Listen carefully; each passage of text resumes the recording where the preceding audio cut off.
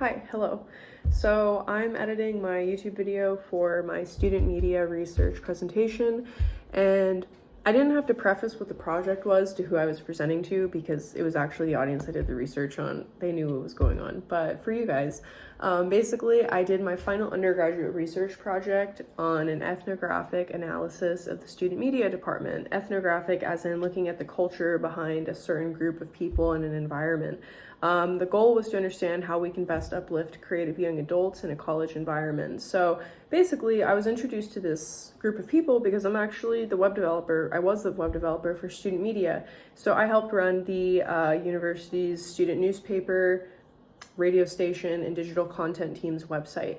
So I worked with these groups a lot and understood the goals of these student employees. And so I interviewed them and wanted to see how they connect their professional development from their job to their formal education and also connecting to their portfolios because they're videographers, they're writers, they're creatives. And so it was really interesting.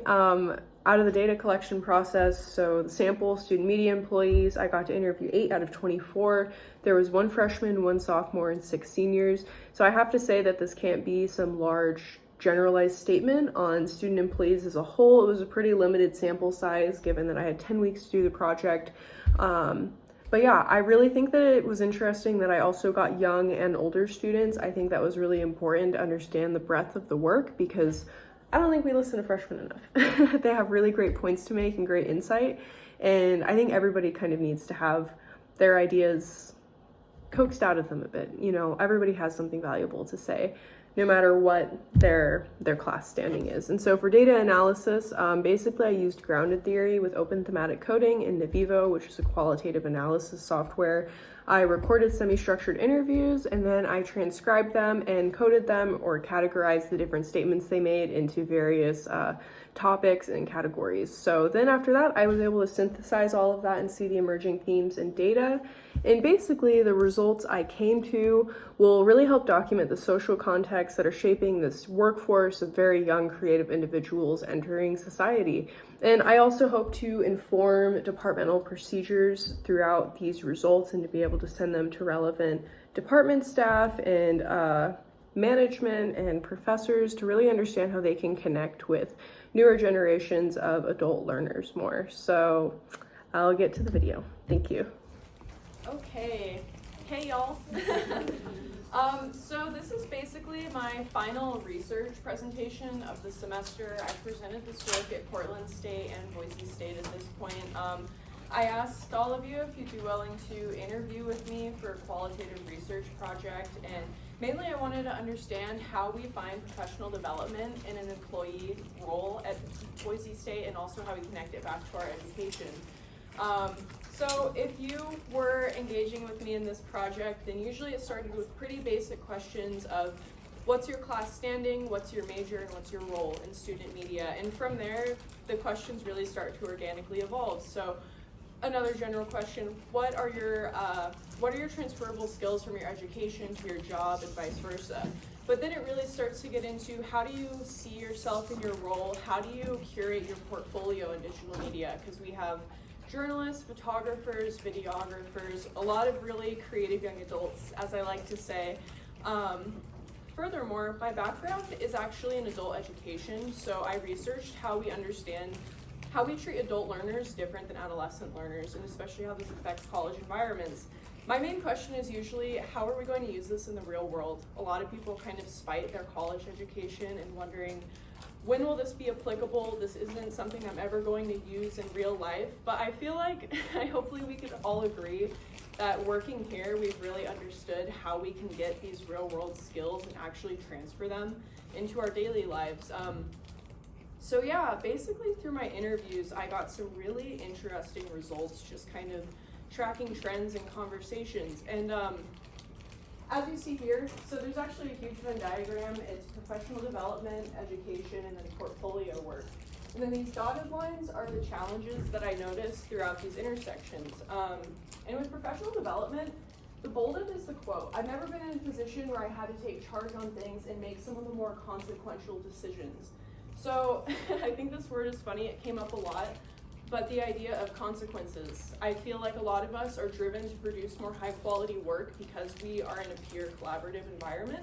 And that may not be the case for your coursework. I mean, if you get a point taken off your GPA, then you paid for the class, you made that decision, but here, there's a department investing in your work, and also your peers are relying on you.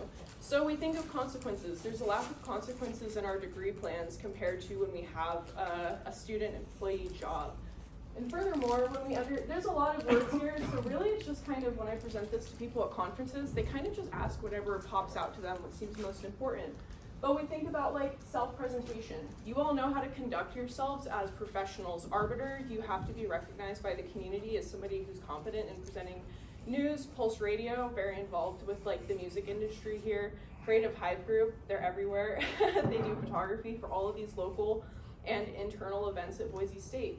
And so I really think that's been great in helping us develop our identity professionally. And even like office management. How many people get to say when they graduate that they managed a team of 12 people already? I'll also say something really interesting because I interviewed from freshmen to seniors, and I think it's really important to give like freshmen and sophomores more credit in their ability to be professional learners. Just because that they're so new to education, they still already have an idea of what they want to do, especially if they've made it this far. They probably have some idea of what their future goals are, and we should give people the benefit of the doubt.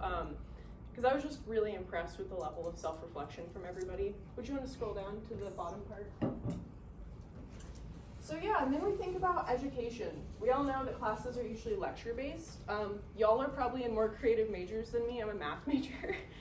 But I know that a large issue mentioned in that was that creative, relevant, self-reflective coursework was offered way too late in their degree plans.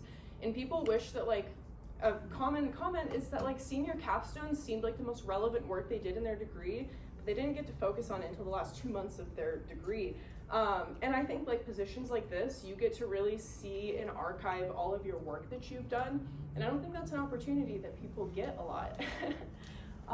And furthermore, yeah, lack of consequences, relevant coursework is offered late in the degree plan. But if we think about the positives, so the idea that curiosity leads to curation was one of my favorites. You all have pretty creative free reign within your positions, even if you're constricted to a certain rule of like, you need to meet a certain like cultural reporters or news reporters, sports reporters, but also with, you know, Pulse and music or CHG and doing event photography, like we still get to add our own creative opinion into this. So yeah, really interesting. I think that people also mentioned that their education was still really important. They still valued it because it gave more formal direction in their education. They need to still understand the theoretical concepts, but working here, they were actually able to utilize theory to application, which I thought was super important. But yeah, and also just really revealed like things that people wanted to improve on. So I'm gonna get to the cool part. A really great point that people made is that although professional development workshops are pretty saturated at Boise State University, something they really wish they had more of was portfolio development workshops. So one of my big things, I love building portfolio websites. I have my own. I also, make the websites for student media. And I really think that there need to be more resources like that that enable employees earlier in the semester, because clearly by now we're all slammed with work. And really starting this process earlier could help future employees with being able to have those like tangible skills once they graduate. And also the value of archival. I think that everybody should be writing down what their professional skills are, what their actual responsibilities are in their role beyond just what their job description says, because we all know that we wear multiple hats within your department. So super important, writing things down, understanding self-reflection. Somebody even mentioned a really great point of having like a shared document between employees to share like what they think their professional skills are so far. And if other people could see that in their job, that they'd be able to say, oh my gosh, I do that too. Like now we kind of have this massive document of what our collaborative work looks like together. And of course, wanting more collaboration between departments, and especially an issue with such extensive creative freedom is that there may be a lack of task delegation. So there's so many great ideas that it can be hard to actually set up a timeline for that.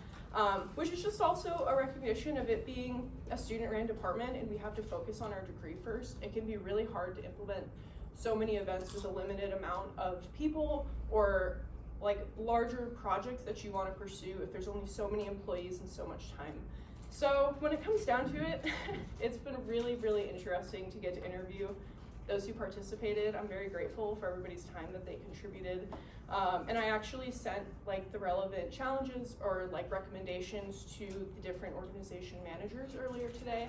So hopefully they can implement that within your organizations as you start training for new employees.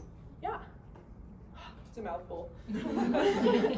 Yeah, that's about it. I'm not gonna go into like my data analysis collection or anything like that, but yeah, I'm very grateful for working here and finally having a research project that I'm like 110% passionate about, and with my future goals of, you know, being in digital media and teaching at a university level, I really hope that, you know, my experience working with y'all can help me become like a better mentor one day. So yeah, thank you.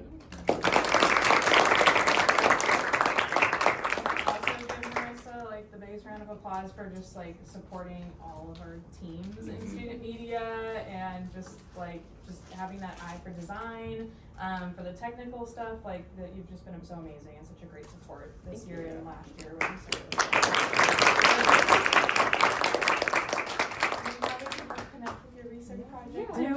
And does anybody have any questions or like comments or like anything that you'd love to see more in student media? Like this is really like an open forum type deal that I was hoping for. So I'm taking notes for next year. So. Or any of the managers who have any comments? CHG? I think like intermittently throughout semesters, if there were more events like bonding type things, because we, besides the initial training that is one time at the beginning of each semester, you kind of don't cross paths with people outside of your little zone. Like I don't talk to people who work in Pulse as much as I do the CHG people. I'm in the budget meetings, but I feel like I still even end up talking to Pulse members more than a lot of the Arbiter members. So I think just getting to know people more will help foster a better working environment. Awesome. Cool. I think something else that would be really cool to see as students is more like professional opportunities. Like I know we had someone from the Idaho Press come in and like tell us about what she did, like internship opportunities, and I think that's something that's really valuable to everybody. So getting people like that like into the office more often, just saying, hey, like we're the Statesman, this is our like internship opportunities. Boise Weekly, here's opportunities, so that we can like see and like talk to people who can help us like in future careers. Ooh, I also want to say I did a what's it called? I did a mock interview with Braylon when she just started here before I interviewed for my graduate program. And I had the real interview the next day and I did so amazing. And I just want to say, like, do mock interviews with your managers, because it is such a great way to get the jitters out and to really practice and be able to like say things and ask like, did that make sense? Should I talk about that as long?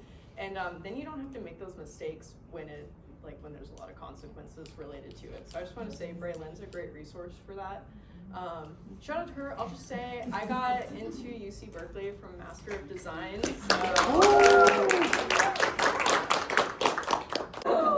So yeah, like really shout out to student media and Braylon and Jen. They were there for like my recommendation letters. They were there for looking at my materials, and it was just so crazy to see it all come together. And like really, I think my job at student media like guaranteed me a spot in that program. So yeah, and I emphasizing like the idea of sorry, I won't take much longer, I know we have things to get to, but emphasizing like when we bring people in and like finding new opportunities in the area, like although that's an opportunity, you have to know how to sell yourself and you have to know how to actually talk about your goals. Like we're able to talk about it, and when I interview people, sometimes I have to like pull it out of them, you know, or even when I talk about what people's external goals are from their education, it's like they know what they want, but they don't know how to write it down. You really have to practice getting this stuff on paper. And also a lot of people just have like portfolios throughout social media, which is really common for us. But you have to really wonder, like when you're pursuing these goals at like the Idaho Statesman or something, like are you going to be able to just send them your Instagram, and is that appropriate enough for you, or is it perfectly lined out for that type of opportunity, or do you need like a basic Google page website in order to really sell yourself? So like that's something to consider for the future, and just like how you present yourself as a professional. So yeah, thank you so much, guys. I love conversations like this. They're so cool. I could do it like literally forever. So yeah, I appreciate it. Thank you.